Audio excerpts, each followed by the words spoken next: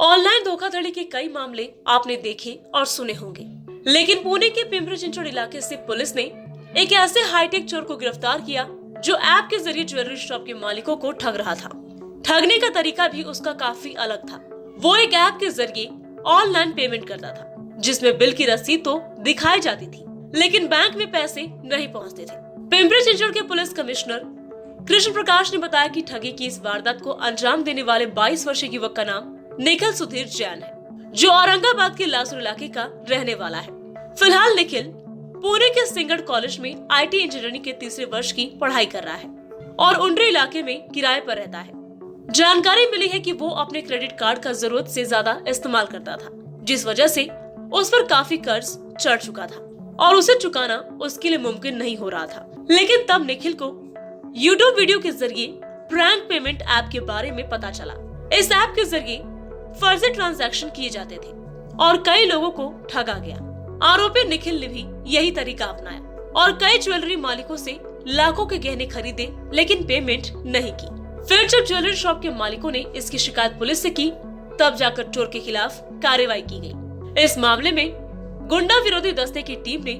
CCTV footage के आधार पर निखिल को धर दबोचा और पूछताछ के दौरान उसने अपना जुर्म भी कबूल कर लिया। गिरफ्तारी के बाद पुलिस ने अब तक 105 ग्राम सोने के गहनों के साथ एक मोबाइल फोन और एक स्कूटर बरामद कर लिया है। 5 लाख से अधिक का सामान भी आरोपी के पास से जब्त किया गया है। अभी के लिए पुलिस ये जानने का प्रयास कर रही है कि आरोपी अकेले ही इन चोरियों को अंजाम देता था या फिर और भी लोग उसके साथ शामिल थे। आधुनिक तंत्र ज्ञान ने इंसान को जिन ऊंचाइयों तक पहुंचाया है और जिस तीव्रता से उसे लोन या पैसा उपयोग करने का अधिकार मिलता है, उसी तीव्रता से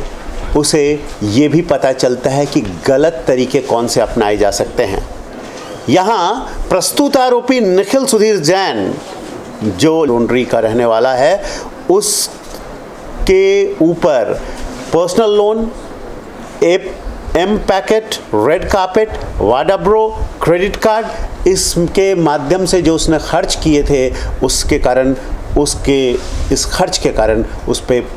कर्ज का बोझ चढ़ गया था। अब उसे पैसे की बहुत आवश्यकता थी। अब इसके लिए भी वो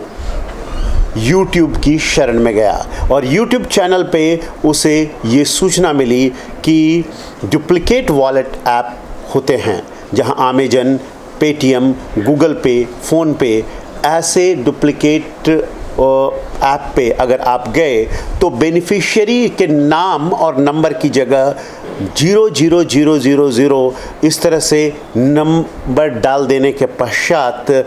अगर आपने जो पैसे डाले हैं, ऐसा दिखाया है कि जितने पैसे में वस्तु खरीद रहे हैं, तो वो स्क्रीन पे ये आ जाता है कि जो सेलर है, जो विक्रेता हैं, उनके अकाउंट पे पैसा चला गया है। स्क्रीन पे वो देखने के बाद विक्रेता समझ लेता है, समाधानी हो जाता है, प्रसन्न हो जाता है और जाने देता है। इसका फ़ायदा उठाकर उसने हमारे पिंपरी चिंचवड शहर के 6 सराफा दुकानों में, 6 स्वर्णकार के दुकानों में, पुणे शहर के 17 स्वर्णकार के दुकानों में और पुणे ग्रामीण के 2 स्वर्णकार के दुकानों में 5-5 ग्राम सोना इस तरह से उसने ख़रीदा और वहाँ से फ़रार हो गया। हमें जब सूचना मिली चंपालाल गुलाबचंद वर्मा ज्वेलर्स के पास से, तो हमारे गुंडा स्क्वाड ने इसमें अपनी शोध गतिविधियाँ तेज़ कर दी, अन्वेषण गतिविधियाँ तेज़ कर दी और उसके बाद इस 5 ग्राम वज़न के सोने खरीदने वाले व्यक्ति की तफ्तीश के लिए विभिन्न सुनारों की दुकानों के 274 CCTV खंगाले गए और उसके बाद ये आरोपी जो है, ये गुनहगार जो है, वो निखिल सुधीर जैन जो अपराधी है, वो हिरासत में लिया जा सका। उसने पकड़े जाने के बाद अपनी सारी चीज़ें कबूल की कि वो पैसे अपनी फिजूल खर्ची के कारण इस तरह के डिजिटल ऐप के मार्फत से या इस तरह के कार्ड के माध्यम से जो एडवांस उसने पैसे खर्च किए थे, वो कर्ज के बोझ में दब गया था और उसको दूर करने के लिए उसने YouTube के डुप्लीकेट पे ऐप का उपयोग किया। तो एक नए प्रकार का ये क्राइम है जिसकी शुरुआत हुई थी, लेकिन we nipped into the bird and I appreciate my team of crime branch to detect this crime very quickly.